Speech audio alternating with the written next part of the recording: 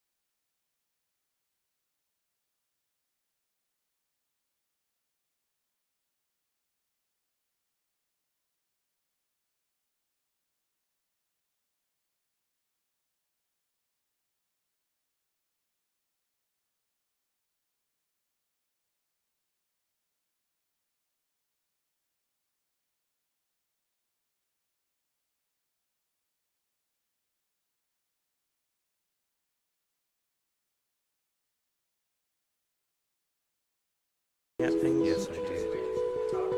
Hello, hello, hello. Okay, we're good. We got it. Really? Should we check everyone's mic, or do you got it for everyone? Okay.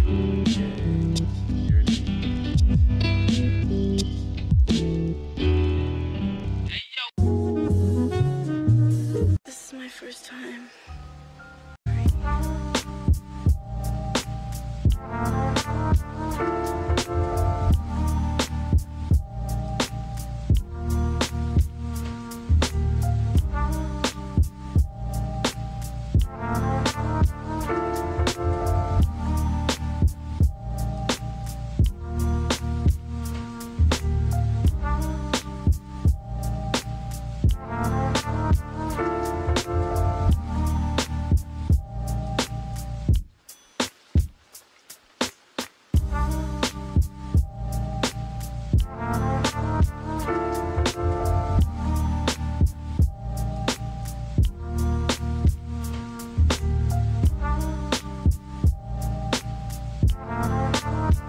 I thought you said I was beautiful. You are beautiful.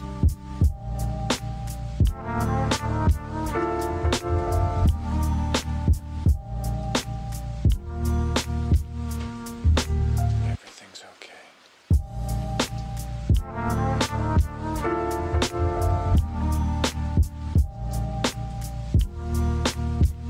It was on time, but it was terrible, so that's fine. I think. Did you guys see the new Tesla vehicles, specifically the Roadster and the truck? Is Yes, that all I they did. announced? Yeah, I that's all they announced. They also announced that they're not a Ponzi scheme, so that's nice for them. Yes. Was there assuming people were assuming that Oh they yeah, were a Ponzi scheme? there's a general thought that Tesla is a Ponzi scheme because like they accepted all this money and they have yet to bring out like a consistent product to everyone. So they're just using money from new people. Like so, if I pre-ordered a car, they're using that money to pay the other person, like to build a car for the other person. But in the end, they're not gonna have cars for the other people. Is that a Ponzi scheme? I thought that was just like what you have to do sometimes. No, that's what happens. That's not just like legal. You can't sell. Well, people Amazon's things been and like not- banking on. Well, I mean, so No, I guess Amazon there's a has difference. plenty Though. of cash. Like they They have didn't, actual though. cash, but now they do. Now they do, but that's what I'm saying with Tesla though, because like you just got to use that money to forward selling. Isn't there? There's a term for it in business, isn't there? Yeah, Pre-selling? like you can pre-sell things, but you have to like reasonably guarantee that that person's going to get the product. There's no There's no guarantee. There's no guarantee that you are going to get your if you're like I want to buy this So car. is it like crowdfunding? Like that's what it is? Essentially. Similar, but that's like different because you're doing it in the anticipation of an investment. This is like I want this product, give it to me, like I'm signing up for it without knowing when I'm going to get the product. Okay. And Okay. there's no guarantee that they're ever going to get the product. Like Tesla could go out of business and that person would never get their money back. And we're specifically talking about those $35,000 cars or whatever, Yeah, like the those consumer Model grade. S's. Yeah, they haven't shipped those yet. No. Well, they've only shipped like a limited amount. Like they made like 500 this year. It was one of the most like pre-sold things ever, wasn't it? Pre-order people were like waiting out and stuff. Yeah. Today we're joined by what's up, hello, and welcome to the Reality Check Podcast, episode 38. 38. Episode 38. I always forget. I can't remember. We've been doing this for 38 weeks. That's insane. What the heck? That's really sad. I went back. I uploaded all the podcasts onto SoundCloud. So everybody that's listening, they're going to be on SoundCloud very soon if that's your platform, and then Google Play, and then Spotify and iTunes and all the other platforms soon. Anyways, I was going through them all, and I was like, holy cow. We covered some really interesting topics, actually. I want to go back and re-listen to some of the old podcasts and maybe even just react to them or like see what we got right, what we got wrong. Because we made a lot of claims and a lot of future predictions is the word I'm looking for. Predictions. Anyways. Welcome to the Reality Check Podcast, episode 38. I'm Eric. I'm your host. We might be at a little bit more different setting or platform than you're used to, and we're a lot later than you're used to, and those two correlate. We switched up the setting because Paul's here today, and so we wanted to have a more formal, casual setting, and it just went to crap getting cables and everything hooking up. Anytime you change anything, it just doesn't You're work always out. missing one cable. So anyway, sorry for being late, but anyways, I'm joined by my one good friend and one my not so good friend. Go ahead and introduce yourselves, boys. How about let's start with a not so good friend. Oh, I see. Okay. Well, I'm Austin. I'm here. and I'm ready to talk about things. All right, let's move on to let's move on to my good friend. Hi everyone, I'm Paul. You might remember me from the crappy video feed coming from Google Hangouts and maybe like the stuttering speech online due to my internet connection or their internet connection. But I'm here now in the podcast for my first time ever live in the office with these guys. So it's exciting, and I'm happy to be here on the Reality Check podcast, and I'm excited to talk about things. Yes, there's lots to talk about. We're also joined by Caden on the switcher, the magic hand. I don't think he can get his hand in this one. We're just getting the middle finger over there. And we're joined by Suki, our local pet. She might make her way into the If she can drag that podcast chair over here. soon. So if you see us being distracted, that's probably why. So let's just kind of... Oh, there's cables everywhere. I'm just kicking everybody's stuff. Let's go ahead and jump. Let's get right into the news. Someone drop me an article, please. Okay, so Minecraft has come out for Windows Mixed Reality as a little bit of a tester. I think it's still kind of in beta phases. But yeah, they brought it out on for VR, and it's come to mixed reviews. I think a lot of people have said it's extremely fun. Someone's making it into the podcast. Wow, Suki, you're so tall. How did you make it in? Wait, should we give her a little cameo? Here you go. Here's Suki for you guys. Don't reveal your face, While we though. open our drinks. Yeah, we're opening our drinks while Suki's doing her thing. There she is. That's what you guys came for. That's what you wanted to see. Thumbs up for the dog, who's way more attractive than all of us. And Caden has yet to have a face or voice reveal. We're still working on that modulator. Ken said if we get 5,000 likes, he'll reveal his face and voice. So go ahead and get working on that. This is smooth. That's total. What is this? What do we got? Outrageous ginger ale. Outrageous ginger ale. My only outrageous drink. It's way smoother. This than is what we're Cockerel. sponsored by? Should we just start saying we're sponsored by stuff even though we're not? Yeah. Today we're sponsored by Republic of Gamers, ROG. Actually, we're not. We paid a shit ton for our computer, so I probably should not say we're sponsored by them. We're also sponsored by Petrol, which is the people for the ethical treatment of reinforcement learners. So be sure to check out their site. That's petrl.org. Make sure you check them out. It's very important to what we believe in, and I think that's why they were a good sponsorship pick. Yes, they don't even pay us. We just sponsor them because we agree with what they have to say and their message. So, it's been a week since we talked about the last podcast. What happened last week? What was a recap? I don't think there was a whole lot of news last week. Oh, it was mostly WMR stuff. Everything's really WMR heavy right now. It was the big Steam VR reveal. Yeah. Oh, yes. We got Steam VR hooked up onto our headset, and we were trying it out last night. It seems to work absolutely fine. I heard people were having complaints that it was not working hard. It was hard to set up. It was smooth. You hooked it up in like 10 minutes. I just went to the Windows developer forum and read how to do it and set it up. So Controllers worked fine, everything. Yeah. We had no problems. I don't know. You tried it, right? Yeah. What were your opinions of well, I guess you didn't get to try WMR, but the headset and everything at least. Yeah, I'd like to try WinMR later.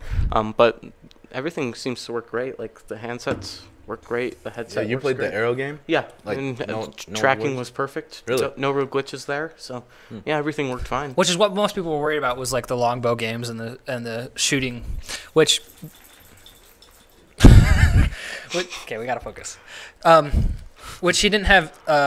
You didn't have any problems with the bow and arrow or anything like that, because I know there was one video where the guy pulled it behind his head like this, and that's where it loses tracking. But they said they did a pretty good job because like anchored it pretty well. And first off, who the heck is pulling something that far back? I don't know. You're not even pulling a real bow that far back. So like, I think it's more realistic that it would lose tracking, because if you try and do that, you're gonna chop your head off. Exactly. If you're putting it that far behind your head, that's what it kind of looks like when. That's what actually what it looked like in the. Because it anchored his hand in place, because it remembers your placement. When you pull the controller out of the scene, it remembers the placement, and then it just uses like the accelerometers and stuff in it to figure out what's actually going on. So I saw a lot of complaints on Facebook specifically about people saying this is like fake, or why not just spend the money on a traditional headset. Let's actually talk about that for a second. So we've all had a little bit of time to play with it, and we haven't really tried the traditional headsets, but let's just assume they're better. Just because that's what everybody's saying. Let's just assume they're better with the towers.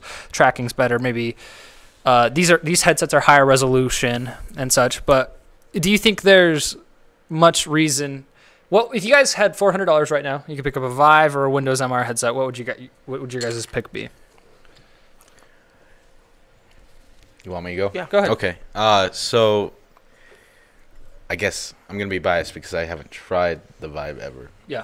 But based on the fact that I have to use towers, like I like the idea of portability. Like I can take this to my friend's house, quickly set it up, and like on my gaming laptop or whatever, and show them what it is. Yeah. I don't have to. I can go to their house where it is. If I want to demonstrate it, I can be anywhere. It's really portable, and that's something that you don't see in the Vive with these towers, and I think that's a really big point for me personally. But I don't know. What do you think, Paul? No, I think I'd have to agree with that. I don't really see the Vive as something that fits into like my lifestyle. Like I don't want to, like I live in a 1,000 square foot apartment, which it's bigger than most apartments, but it's not like anything huge. So I don't want to take up like any of my space, like saying, oh yeah, I have to put in towers here and move those towers out every time I want to play a game. I just want to like sit down on the couch, or like when I was playing with the WMR, like with the Acer headset, it was literally like in this space right behind us, and it was fine. I didn't really need to move anything out of my way. It was a fun experience. So that's kind of what I'm looking for when I just want ease of use out of my VR, I think. And the Vive I don't think gives me that ease of use. Yeah, which I think is a lot of people's gripes with it. You guys all had a chance to watch Linus Tech Tips review on it, on the Windows MR stuff. Let's kind of talk about that for a second. We didn't have time to set it up, but I wanted to have like a live reaction to it where we could go through and talk about everything he said. And I wish I would have wrote down some main points. It was a little rushed, sadly.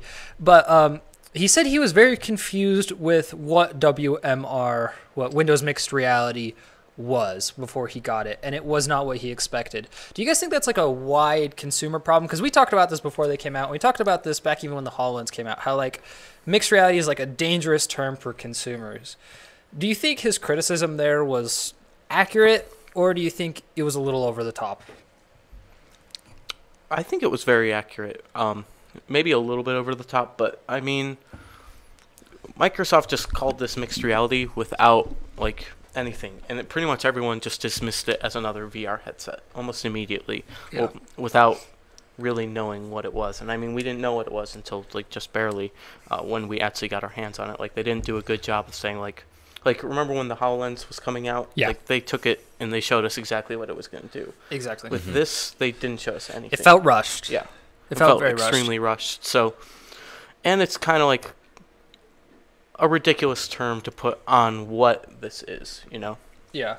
I don't really see it as that. So. No, I think you're definitely right. What about you? I think Microsoft set it up in such a way, like when they came out with the HoloLens, you got the AR side of things, and then you got the Acer headsets or the HMD headsets, and they're meant to be as companion devices in the future, for like collaboration between whatever you're doing, gaming, working, whatever it is. Mm-hmm. And I think that's what they mean by mixed reality, and that's what they're marketing. So it might not be like, I think that's what they're trying to come about with mixed reality. And I think you're definitely right. It's like going to be a whole family. Mixed reality is a family, which they never really describe. Microsoft has never come out and said that. They've never come out and said this is a family package. Like this is going to be VR, AR, and potentially other devices down the road to fit into this mixed reality platform. Which, unless you do a lot of research, you can't really find their real thoughts on that. So to consumers, it's quite confusing. I think the mixed reality term. And we've talked about this a lot. How there just needs to be naming standards, or at least Microsoft needs to be more clear on what they mean by mixed reality. I don't think his criticism was super fair, though, because I hope that if you're buying $400 on a headset, you know what you're getting beforehand. Mm-hmm. I don't think Microsoft is misleading anybody with what their headsets are at all. I don't think it's false advertising. I don't think it's false marketing. I don't think it's anything like that. And I don't think they're trying to mislead consumers. I think they're just trying to start a trend, which I think is fine. So I don't think it's like an X on the device itself, but I can't remember what else did he say in the review about he said he liked the fidelity of compared to Vive. He liked the portability, but he said he was still going to stick with Vive, or I don't know.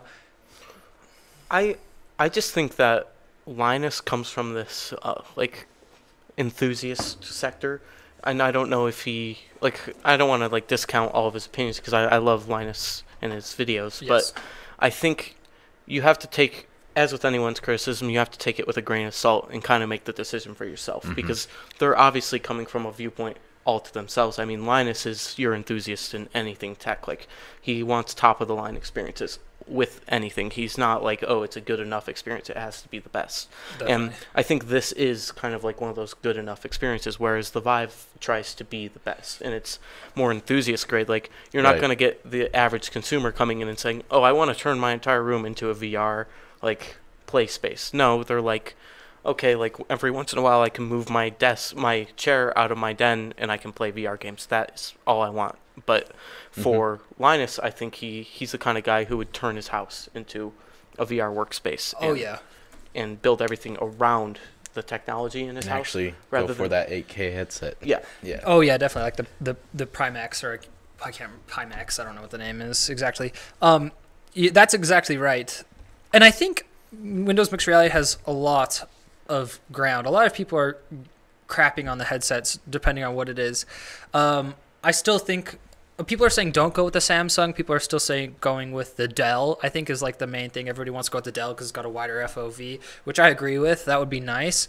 But I still think the Samsung all-in-one with the headphones and the mic built in is still the way to go. I still stand by that. What do you guys think? If you can eliminate as much cables as possible, I'm all for it. Because there's nothing more stressful than when you're introducing someone to VR or you're trying to get the headset on, you put the headset on somebody and then you hand them controllers and then you put headphones on them and then they have cables going everywhere and they're tripping over it and stuff like that. It's just a hassle. So I think the all-in-one device is still much better, even just to grab and throw it on. But I have heard reviews that they say it's really heavy from people that have gotten it, and I mean, I guess that's personal preference or your neck muscle strength or whatever.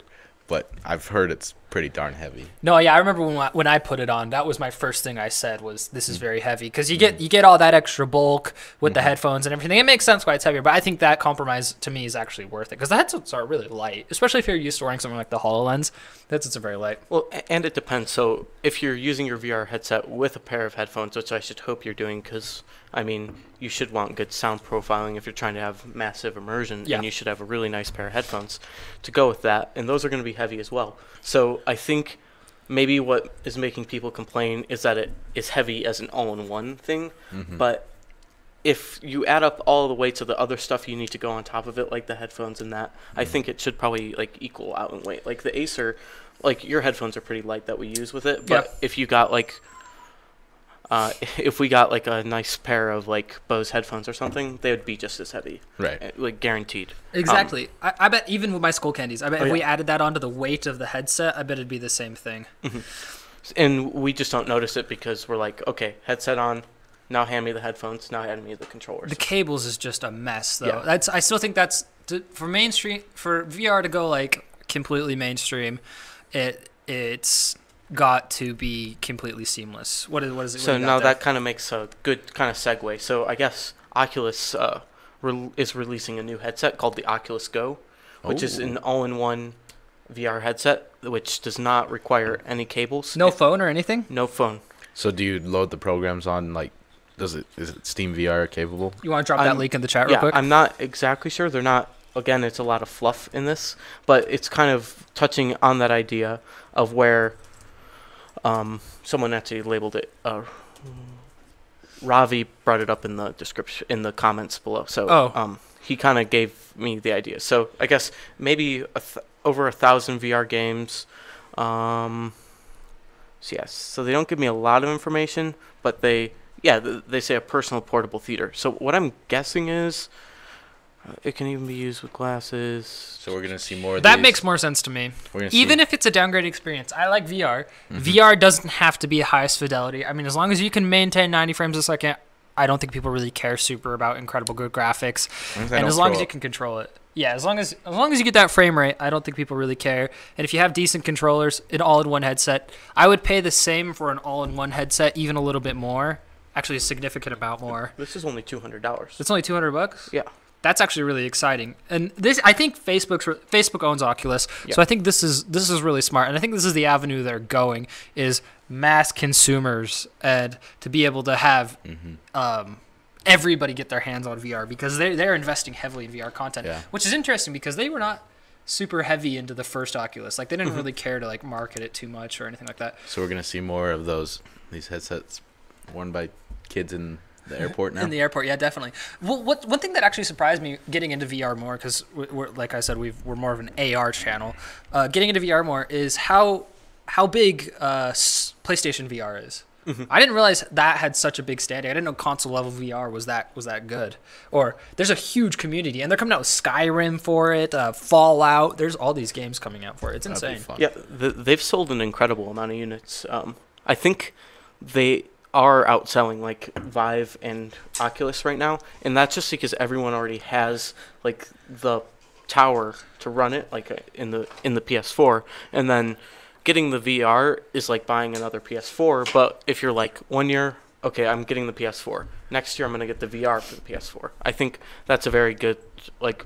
It's easier to sell. It's palatable. Yeah, because you're already like, okay, I already have like the hardware to play this. Why not just get the headset to go with it, and then I can play all of these great games in VR, which is fun, and you don't require like this beastie PC because you already have your PS4. Exactly. And you have the option. I just see a lot more freedom with PSVR. I do too, especially when you have your friends over. You don't have to get your computer so.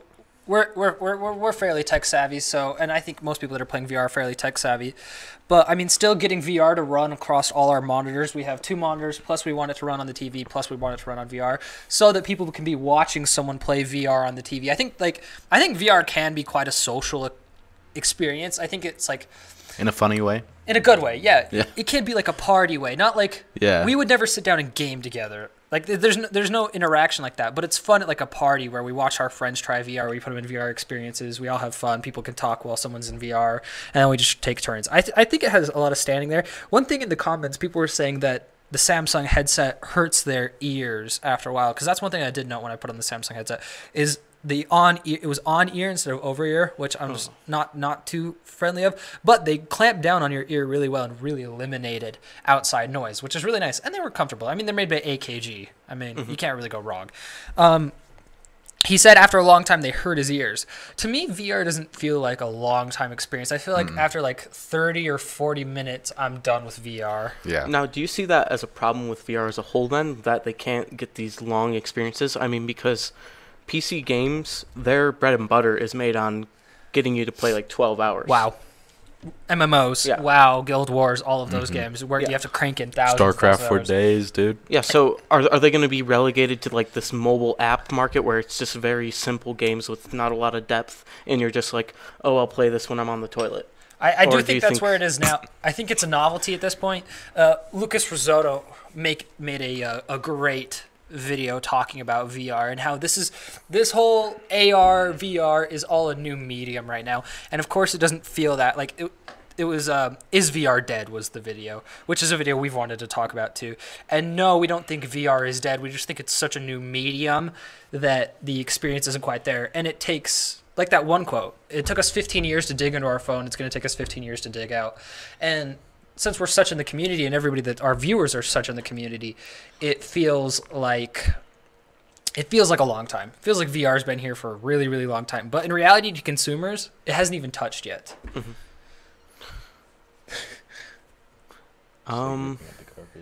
Interesting. She's fine. So do you think that then that these like Oculus Go headsets, is this pushing it in the right direction where, especially being at only $200, and I think what it looks like is all those apps are preloaded on the device, so there's not really a big pick and choose. It's kind of like you have it. Do you want to use it? Just click it. I think for consumers that's better. Yeah. Yeah.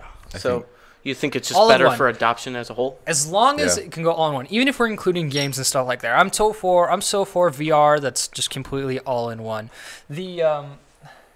And I think consoles are getting there too. Like an easy way to plug it into your console and to just play. I think that's definitely where it's going. And without towers, I think we're getting there. And it's really exciting. So I don't like when people bash on the Windows MR or even phone-based VR, except for I think phone-based VR is terrible for the platform as a whole. Oh, definitely. I think it's one of the worst things for it.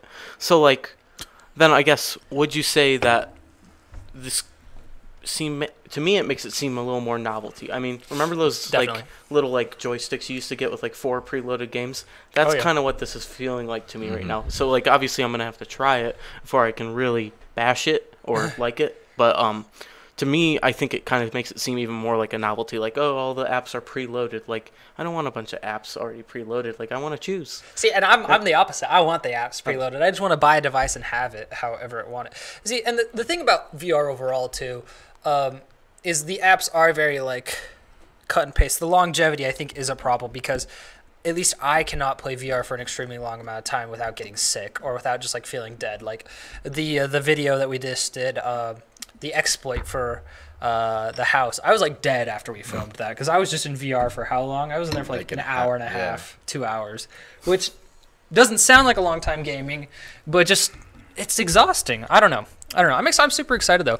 But Austin said something funny. He's like, "Wow, the HoloLens is so cool." Because you just barely put on the HoloLens again recently because we were making a video for it. What were your thoughts after not wearing the HoloLens and being in VR for so long, coming back to the HoloLens? What were your first thoughts? I thought being not tethered is awesome, and augmented reality is way cooler, I think, in my personal experience. Definitely. I think all our viewers and most people would agree with that statement too. The fact of not being tethered is so important, I think, though. Oh, yeah. And I have yet to put it on after a year of not using it. So maybe that video will be coming out. My first thoughts after a year away from AR, MR. Exactly. But yeah, it's going back to kind of like this fatigue that you felt.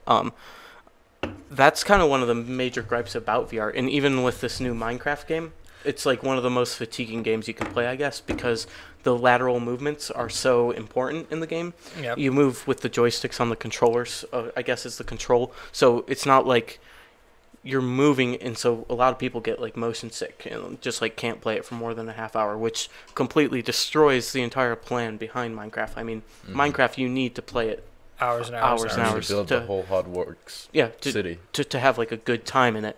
So I think that's like a problem. They're bringing out these like really immersive games, but the technology's not there where it's still making us sick and it's still just making us feel terrible. I think this is okay. Like, this doesn't make me mad. I think this shows a lot of room to grow, and that's really exciting. I like that there's room to grow. There's new advancements to be made in the technology and the field. Yeah, like Lucas said. Exactly. We don't know where this medium's going. It's so fresh. It's so new. Like, this could, like, it could take a completely different derail than we've totally been thinking somehow. There could be just, like, one pivotal moment that changes the whole thing.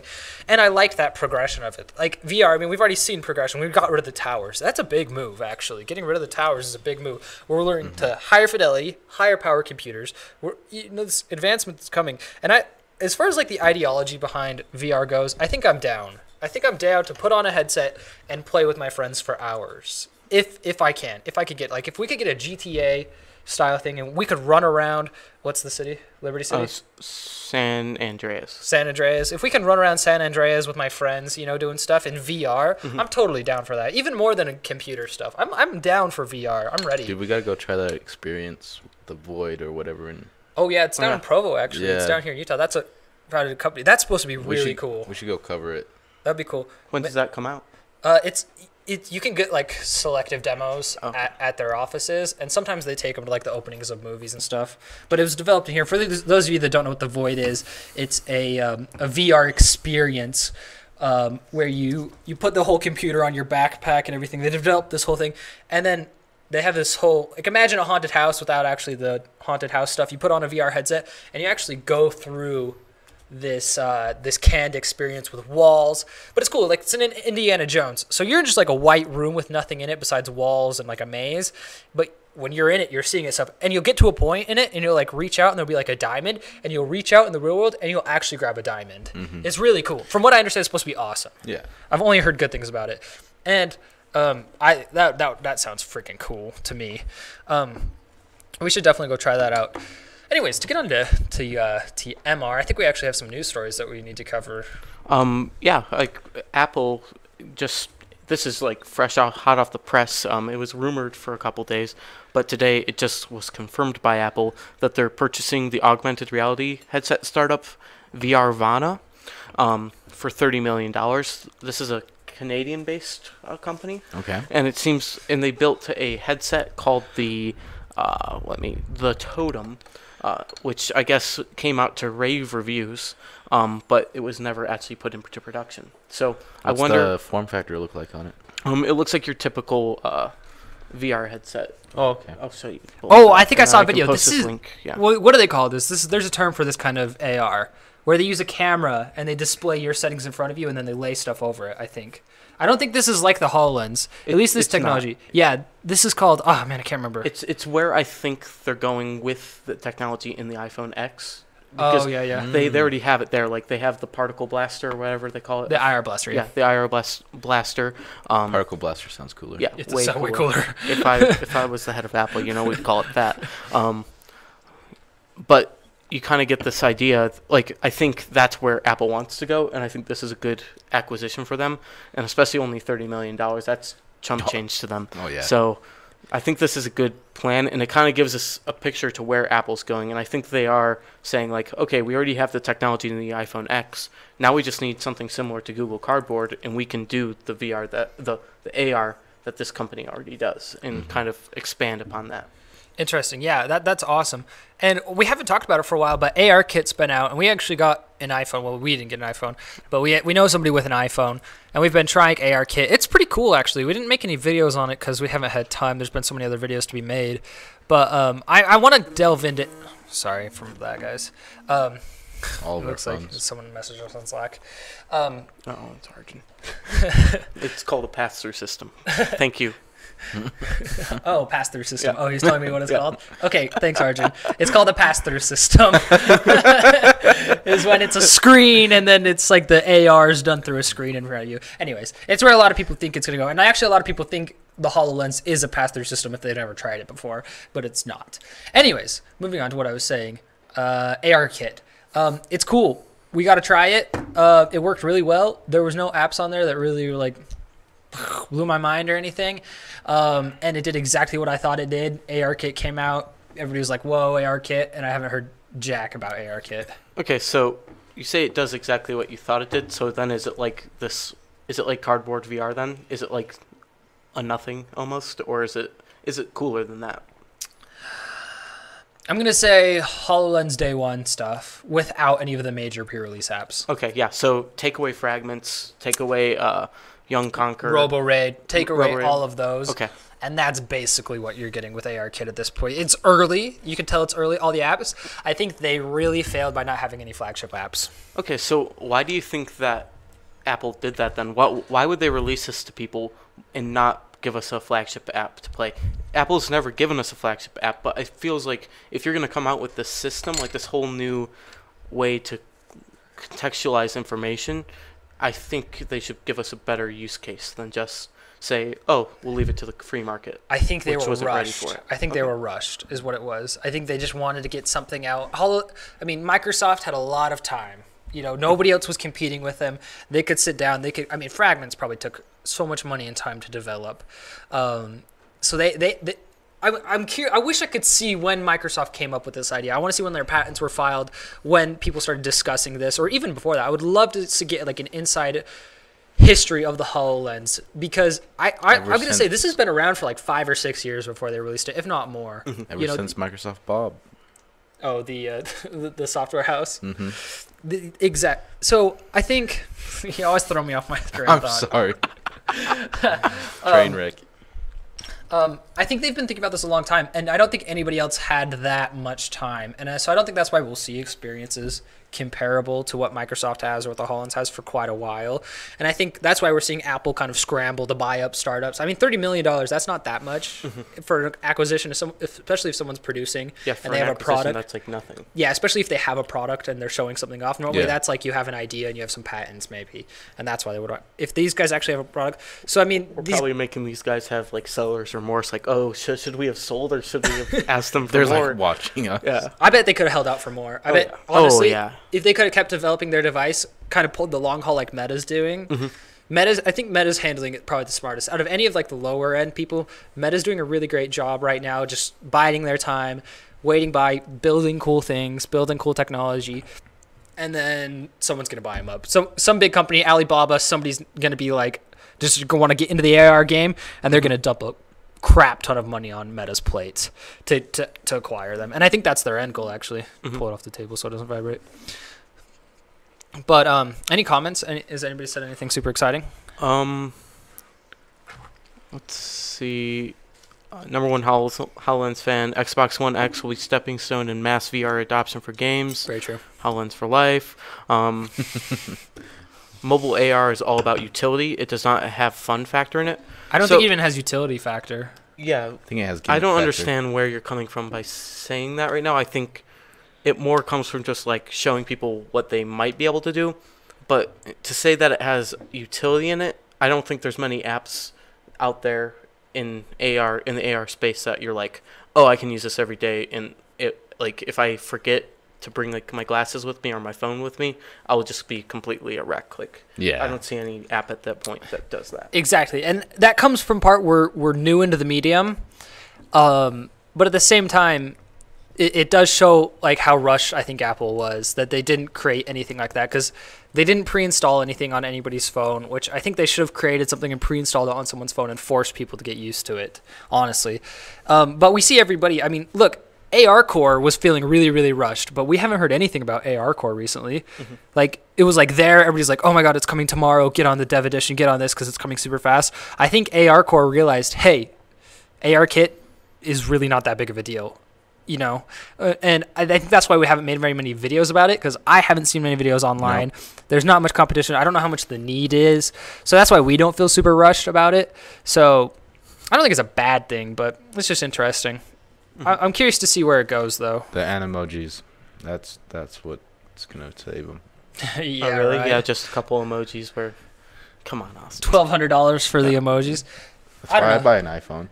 Apple's not doing so hot, though. Especially with the iPhone X, people are not happy with the iPhone X at all. But I think the iPhone 8 is classic iPhone, and they're going to do well on that just because it's just like it's your general iPhone. Nothing special there. But yeah, the iPhone notches. X, nothing. People like developers have already come out with apps to take away the notch. Like, oh really? Yeah, like she eating stuff. Yeah. I was reading a story like Apple doesn't want developers to take away the notch, but some guy already released code that takes away the notch for every app that you could use. So it's just like, no one wanted the notch, so why did you put in the notch? Exactly, for $1,000. I'm curious. For a nerd, it's really cool. It's jam-packed with some really awesome information. All those sensors, like, up on there. Like, that's awesome. But we always get mad at Apples for stuff. We always get mad when they took away the headphone jack. I bet we can go back a year ago to the podcast and listen to when we talked about them getting rid of the headphone jack. Oh, I bet we were pissed. Oh yeah. But guess what? Google Pixel doesn't have a headphone jack. Basically, no new phones have a headphone jack still. So I mean, they set trends. Whatever we say about them, they set trends and they sell phones. And it's kind of funny. We saw that Chinese knockoff of that HoloLens, and we thought it had a headphone jack on it, and I remember us saying like, "Oh, yeah, that's crap. Like, I don't want a headphone jack on my HoloLens." And it's like, I guess we've kind of changed our minds. Like, Apple did it. Like, exactly. They just did it, and they're like, now you guys think this way. Exactly. Yeah. And I think they Without could do the same with it. I bet they could do the same with ARKit too. Oh yeah. I think they're just biding their time. I think they're getting ready. So speaking of that, the Chinese headset, there was a rumor of a release of a headset that's getting picked up by the mic. Just do it quick. Just finish it. There we go. There you go. There's a little bit of ASMR. Yeah. Every episode, I do something. There's a company in China that, how do we explain this? We're going to make a whole video on it. Just there was a new HoloLens rumored to be releasing by VidC. I don't even remember. We're going to make a whole video on it. But VidC. Anyways, the headset's really interesting. Be looking forward to that. Go ahead and go look at those rumors. We tried to prank call them, but it didn't work. I tried to really call them, not even prank call. We tried to call them to figure out some information about their device and how we can invest in their company. And they are looking for investors if anyone is interested. Good luck getting in touch with them, but you do it. Did we try the email? Did we email them? We should. Oh, yeah, I can write them an email. So what else do we have in our news bucket? This one's more just about like a general topic. It's an article in Business News Daily, and it's just talking about how mixed reality is changing manufacturing for the better. Just in terms of like how they're helping employees in the manufacturing sector with their daily jobs by taking data, crunching it, and performing less errors. I was actually just talking to my mom today. She works for GE, and they're one of the market leaders in this kind of digital manufacturing. And they have a proprietary app that they've built for the HoloLens for the creation of jet engines. Oh, really? And she got to use the app, and it like shows like what wires you need. On the HoloLens? Yeah. So she used a HoloLens externally from us? Yeah, she used it for GE. That's just crazy. as like a That's training awesome. program. So, What did she say? Was she like, oh, I already know how to use this? Yeah, she actually knew how to use it, and the guy that was like trying to show her was like, oh, well, here's the app then. And so she went through and like basically it taught her how to build jet engine. Oh, Like- that's awesome. Like it That's tells so you cool. what tools to use, or if you like tap a tool, it'll come up with like a little tool tip, like telling you like, here's like what you'll use this for. So Me and Raven talked about this on our most recent. We just released a video where we were demoing Prism by Object Theory, and me and Raven talked for about like an hour, and we had to edit it down to like 30 minutes. But we actually had some really interesting discussion about this stuff, about how it's so misleading as a indie developer or as a consumer to the HoloLens right now, because you feel like there's not many apps out there. You feel like there's not very high quality apps. There's not very stuff like that. But he was telling me, he's like, you should see some of the industry apps. People are creating incredible, crazy things, but due to like embargoes or copyrights or blah, blah, blah, they can't show them to people. They can't release free versions of them. They don't want people to know about them. But he's like, you should see some of the stuff people are making. It's incredible. And that's what I want. We're jumping the gun a little bit to get a consumer grade HoloLens, but I really like that Object Theory is making that effort to release a consumer grade version of their software, to show it off, to get people to see it. That's really exciting to me, because this is the first app that I've seen that has like fragments level quality to it, to a consumer app. Of course, Object Theory was the first Microsoft partner, and they've been working on this app for a long time. But I wish we could see some more of those, like the big guys pay for the apps and the little guys still get to use them. That kind of methodology. Slack methodology. Like what Slack does. And I think that's the way we're moving with software in general. I'd really like to see that on the HoloLens more, like a lot. But that's insane that your mom actually got to try some. I bet the app was really good too. yeah, she said it worked like awesomely. Like they wanted her to use it more to implement in her own processes in her lab that she manages, but it was still just like an amazing opportunity to just go and use something that like no one else gets to use really unless you work for GE. So That's so cool. yeah, so I asked her if they would let us use it, and we'll see. Oh, sweet. Yeah. Okay, Oh, cool. sweet. Cool. Because if we could be the ones to leak that would be awesome.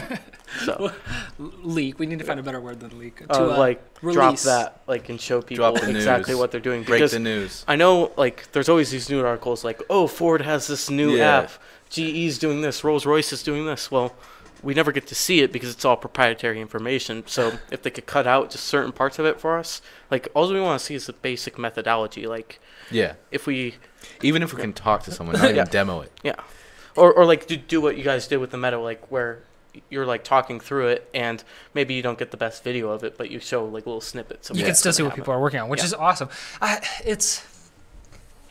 like Microsoft a lot, and I think. Do you guys think they're doing a good job to facilitate like a community around the HoloLens? It's basically been up to us and Jesse and other early adopters to facilitate the community. I wish Microsoft would hire somebody like Jesse or hire a small team to facilitate an independent developers and independent consumers and independent people a little bit more, because I think there's a capacity for it. I really think there is a capacity for it for a small startup, because like I bet in whatever factor our parents work, they could benefit from some type of this, but they cannot afford to buy enterprise grade software, enterprise grade HoloLenses, but they could afford to freelance out for a small team of developers and buy 4 HoloLenses, and benefit from it. So I really wish they were taking that angle. I mean, Microsoft's been killing it, except for with their marketing of MR. I'm not a super big fan of that.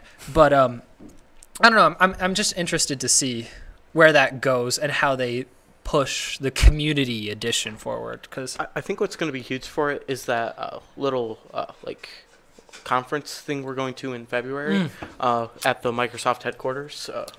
I forget what it's a hackathon, I believe. It's a augmented. Oh my gosh, Jesse's gonna be pissed. I'll find out real quick. Well, I think that's gonna be huge for just getting a bunch of like-minded people together. A lot of them developers. They're gonna be building a lot of cool apps, and we'll be there covering the entire thing. Week-long event. And maybe learn a little bit about it ourselves. So The Holo Developers Summit. Yeah. So I think it's gonna be really, really good for just go out there, meet as many people as possible, and kind of figure out what people are thinking in the community. No, there is definitely like leaders within the underground community. I mean, we can name, or at least people that are really popular. I mean, there's Sean Ong, who's probably the biggest. He's got the biggest sway out of everybody just with his YouTuber base and all of that. I think Sean Ong's probably a big one. Jesse started the Holo Developer Slack. We run the Holo Herald. There's some other people. There's some really important players in this. But yet Microsoft hasn't, like, outside of those, Microsoft hasn't put much effort forward. You know? Yeah, everything still feels very enterprise. Right. That's where their target should be. But, I mean, they're such a rich company. They could throw a little team at just community development. $100,000 at our community and just be like, here's a nice little like forum site for you guys. Like, number one HoloLens fan said like they should adopt the Holo Developer Slack, and they should like do more events around the country for like people on the Slack. It shouldn't just be like, oh, come out to San Francisco or come out here. Like, it should be. I know there's a lot of people in New York.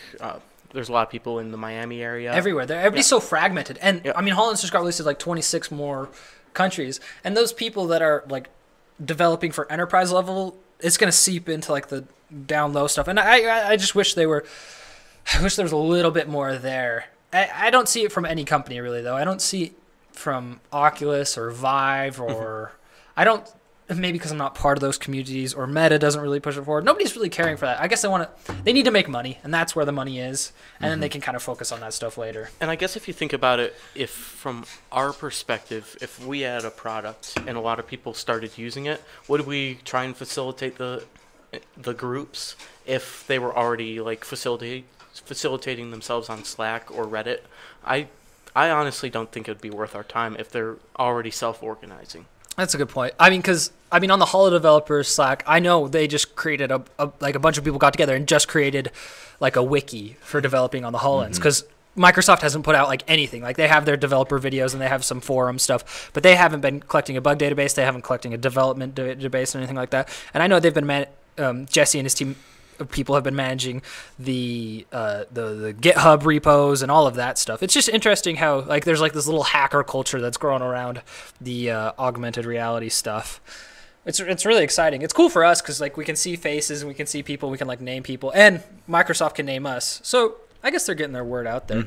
Didn't you found like an analytics thing on like mixed reality, didn't you? Oh, it was a report that some marketing group put out, but it costs like $3,800 to access, so I didn't really look into it. But they were just like in the summary of the report, they just named a couple of the market leaders, and I guess that Daiquiri company, they're silently making waves. They make like they already have the hard helmet design completed with AR glasses built into them.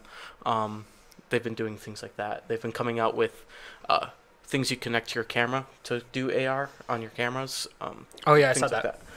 So they're kind of working around that stuff. So I guess they're a market leader with that. HTC, I guess they consider a mixed reality market leader. So that's what I'm confused about. We need this naming nomenclature around Mixar. It's probably like we should just name our podcast to the complaining about name. Yeah.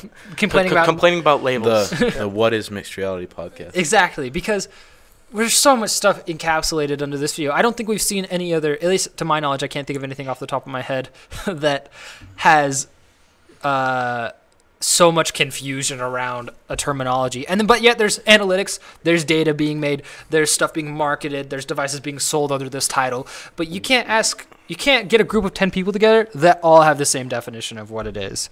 So I don't know. I'm curious to see. Someone needs to come through and say it. I'm pleading with the people, which I do this every time we talk about this. Someone at Microsoft, some of these leaders that they're talking about, come out, get 3 people together and say, this is what it is. Are you okay over there? Yeah, I spilled a little. Or even just write like an open letter to Microsoft from the Holo Developer Slack and be like, this is what we think mixed reality is. You can either choose to like support this and sponsor this, and stop marketing everything as mixed reality, or just give up. Here's what I was thinking. I want to create a website that's called whatismr.com, and then it's just like a Reddit, and everybody can put in their own stuff, and the one that gets the most upvoted is the current definition, and it can change if like one gets upvoted more than it. That'd be cool for like everything, like almost like a dictionary that's constant. The definitions are constantly changing Due to like upvotes. like a Sort of like Urban Dictionary, but But like community led. yeah. Well, Urban Dictionary is community led, isn't it? Mhm. Can you vote on people's? Yeah. Are there definitions? definitions? Yeah. Ones that go up? There's multiple Go to definitions. Urban Dictionary. We're gonna Okay. look up what MR is. Someone right give now. us a name. I'm going to mixed reality right now. Let's see what it defines it as. We did this years ago. I'd love to go and cut this side by side when we googled what MR was. All right, mixed. I got the hiccups. Not a good time to get the hiccups. Mixed reality definition. Wikipedia. Why do they use the Magic Leap video as the thumbnail? That's What? not real. Magic Leap's basically stopped standing by that too, which I think is really smart. Really smart, because people are going to be disappointed if they come in and are like, "Oh, that's what it's going to be like. I'm Right. buying one." No, it's nothing like that. Not yet, at least. Okay. Microsoft developers. They have a Microsoft has a oh wow, this is new. Read it for us. I'm gonna drop this in. Can you find this real quick? Just search mixed reality definition and drop it in there. Okay, so they define mixed reality as mixed reality is the result of blending the physical world with the digital world. Mixed reality is the next evolution in human-computer and environment interaction and unlocks the possibilities that before now were restricted to our imaginations. It is made possible by advanced blah blah blah blah computer vision. So let's just start off with that first one. Mixed reality is the result of blending the physical world with the digital world. It's too ambiguous. That's like anything. Well, that's kind of like our definition, which a lot of people had a lot of problems with. You remember? Where you put like stuff in your space? Yeah, we literally said that, and in that video, people had a lot of issues with us saying that we were putting things in our world. Exactly, but the result of blending the physical world with the digital world. They also encapsulate like VR into this definition. This is like a VR AR encapsulation, which I don't think that's how it started out. I think that's what Microsoft kind of grew it naturally into. Well, they have a spectrum. They have the mixed reality spectrum. So they say physical reality, augmented reality is right next to physical reality. Then they have digital reality, and virtual reality is right next to digital reality. And then there's device types, and then there's holographic devices such as the HoloLens, and then there's immersive devices such as the Windows MR headsets that just came out. So they are actually working to create kind of this almost like scientific, yet they leave like so much leeway for themselves. Like anything and everything can be called. Your phone could be, right? I mean, yeah. if you This did is a mixed AR reality core, device. if you did AR core, well, which is funny because we made fun of people when we first started calling mixed reality and stuff like that, because people would email us and they're like, "That's not what mixed reality. Mixed reality is this," and we'd make fun of them. But I guess in the end, nowadays, it doesn't really matter. Like anybody else's definition, I'm confused. I want to see. There's no Urban Dictionary. It's just a bunch of news articles about it. Mixed reality definition, Urban Dictionary. Okay, mixed reality. Mixed reality refers to an event or activity that takes place in both the virtual world and the real world. Term possibly coined by Adam Pasek, Adam from Reuters. Chief in Second Life? Bureau Chief in Second Life? What? Reuters? So No. is this a guy that used to take Second Life like way too seriously and like interview people in real life? I have no idea. He for the says, game? I'm conducting mixed reality interviews at events such as the World Economic Forum in Davos. Oh, you're good. She's fine. That's got 2 downvotes, though. That's the only definition, too. Augmented reality blurs the line between what's real and what's computer generated. It's like, and that has 23 upvotes. So that's augmented reality. What was it again? Augmented reality blurs the line between what's real and what's computer generated. That's stupid. Yeah, because it doesn't. That could be ultra realistic graphics on your computer. Yeah. That doesn't have to be augmented reality. That's The confusing. world may never know. Or Thanks, Austin. Let's just accept on that it. note, Austin, I think we're good. Yeah. Is that our last news article? Yeah, that is the last one I had. Any comments? I'm probably gonna kill them. Any comments? Not really. Number one HoloLens fans just says there's a biasness that's not a word. Bias, which deviates us from the proper definition. I don't. Oh, like we all want our own yeah. definition to be Okay. the definition. Yeah. That makes sense. I guess I see that, but it would help everyone, including the companies trying to sell it. Well, I guess it's in their best interest to define it for themselves and try and sell it. And the person with the most sales wins the war of who gets to define what mixed reality truly is. That's true. I mean, well, who knows if Apple or Google comes out? What if they don't use mixed reality? What if they use cross reality or something else? That's gonna be really confusing. I don't know. It's gonna be interesting to see what happens. I think we're on the cusp of that too. I'm thinking end of Christmas time we're gonna start seeing this hard stuff come out. I'm really curious to see sales on the MR devices after. Oh, let's talk about our Black Friday deal real quick. Oh yeah. There's a really sick Black Friday deal for those of you that don't have a mixed reality headset. That we'll post right there. We'll probably add it in a couple of our videos. Actually, does it say how long the deal is going for? There is no information. Anyways, this is a is it HP? What is the deal? Yeah, you have it right there. it's the HP Omen 870-224 desktop, and it comes with an HP mixed reality headset and controllers for $670 USD. It's at Best Buy right now, if anyone's interested. And it's not really even a Black Friday deal because it's going on right now. Like, you could get on your computer and buy it right now. So it's a great way to get into VR, I think. It's got a 1060. It's got a GTX 1060 in it. Yeah, I'm even thinking about it. Like, it's got a Core i5, it's got a 1060 in it, 1 terabyte hard drive, and it's part of their like Omen lineup, which is their gaming lineup. So they're gonna be really easy to upgrade in the future. So it's a good way to get into like a base gaming PC and then go from there. This is probably your best way to get into MR. If you want to get into VR or MR, Cheaply, anyway. Cheaply, yes, yeah, obviously, for under $1,000. Well, you could build something for $100,000. For this price range, it's the best you could get into. And this is like the lowest price range we've seen. Even if you're looking to build your own computer, you're really not going to be saving all that much building your own computer unless you try really freaking hard. I would get an SSD in there, but Well, you can easily throw an SSD in there. Yeah, like, I mean, yeah, its motherboard's definitely going to have An SSD slot. capability. Yeah. So, I mean, you could do that. It's not hard. It's going to be awesome. Anyways, this has been the Reality Check podcast. Any closing words, dudes? It was just great. I enjoyed being here for the first time in the office, and it was fantastic. Since we already have this whole setup, we'll probably do another one before Paul leaves, and then we can just pre-record it and release it then. Probably be easier that way. That'd be a nice little break. Yeah, seriously. So, anything, Austin? it's great having this conversation, and I'm glad that Paul was able to join us. I'm glad that Austin's drink ended up mostly on the table, and the label ended Thank up God somewhere it did over not there. End on the It's HoloLens. in my pocket. It almost ended on the HoloLens. That didn't. That drink. No, it didn't. It came within inches. When we're talking about a $3,000 piece of technology, About that's 2 fingers. That's close enough for me. Ginger ale Okay. never hurt the HoloLens. But the HoloLens hurt ginger ale. Breaking That's reality. Ginger ale versus the HoloLens. Anyways, thank you guys Eventually, so our much dogs. for joining us for the Reality Check podcast, episode 38. We'll be here different time, different place next week, but we'll keep you guys informed. Thank you guys so much for listening to this episode, and we will catch you guys in the next one. Thank you so much. Bye. Bye-bye.